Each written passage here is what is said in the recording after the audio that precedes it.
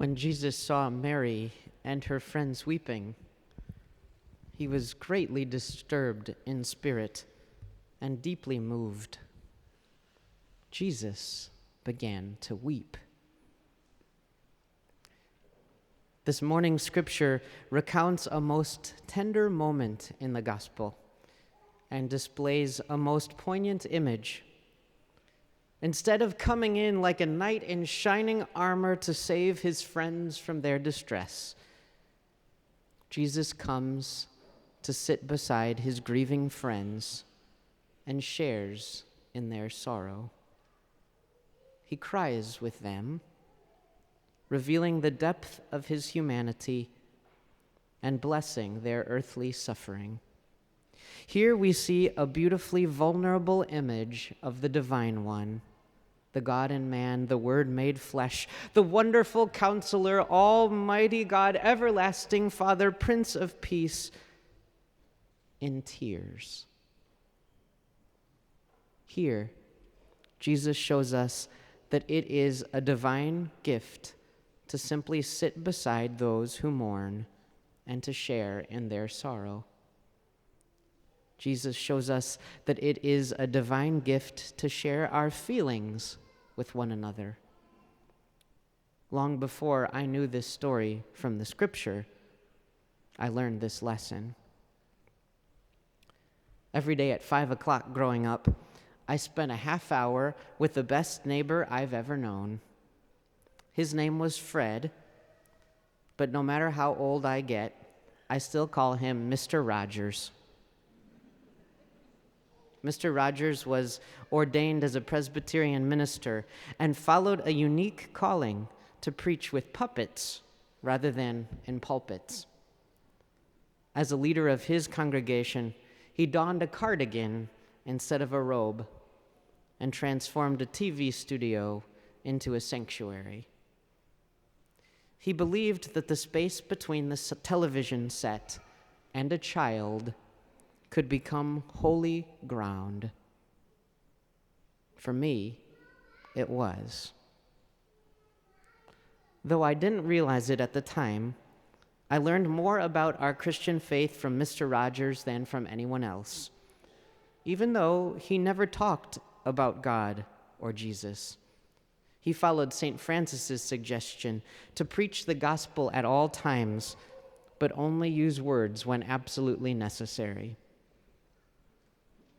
Mr. Rogers taught me that I was special just the way I was, and that there was no one else in the world just like me. There never had been, and there never would be.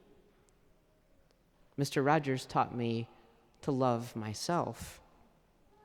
He couldn't say this, but later I learned what he really meant, that I was special just the way I was because God had created me to be that way. Mr. Rogers taught me that just as I was special the way I was, so was everyone else too, even people who were quite different from me. He taught me that I could be a neighbor to anyone I happened to be with, and he showed me that it didn't matter if a person was blacker or whiter, taller or shorter, stronger or weaker, younger or older than I was. Mr. Rogers taught me to love my neighbor as myself. He couldn't say this then, but later I learned about someone else who had taught that message. Mr. Rogers served faithfully from 1967 to 2001 as the pastor of his neighborhood. As the world around him changed over those 35 years, Mr. Rogers had the courage to keep singing the same tune. He continued his tried and true routine and resisted gimmicks and trends and fashions and fads. He was content to change into the same sweaters and shoes day after day, month after month, and year after year. Season after season, he looked us straight in the eye from the bottom of his heart and talked to us openly about things that mattered, things that were important to us. whether we were nervous about going to the doctor or afraid of going down the drain, whether we were concerned about our parents getting a divorce or worried that our grandmother was going to die.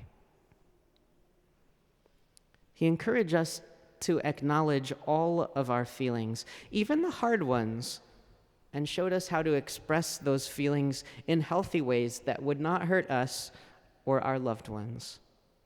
He said that we should not be expected to leave the unhappy and angry parts of ourselves at the door before coming in.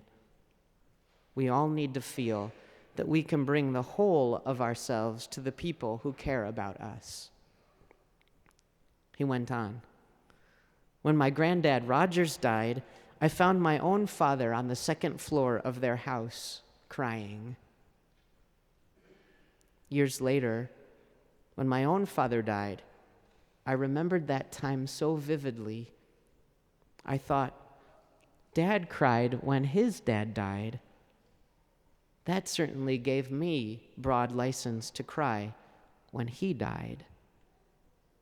And my sons saw me, and so when I die, I trust that they'll know it's okay to cry too." You know, that's a gift that can be passed on for generations. The gift of knowing that it's all right to express how you're feeling. Mr. Rogers knew that we can't always save one another from our feelings, but that we can always support one another through our feelings. And I shouldn't be surprised that in the gospel lesson we read today, Jesus understood that and showed us that too. The night he was given a Lifetime Achievement Award for his television ministry, Mr. Rogers asked all the fancy dressed-up celebrities in the audience to spend 30 seconds, half a minute, thinking about somebody who had helped them become who they are.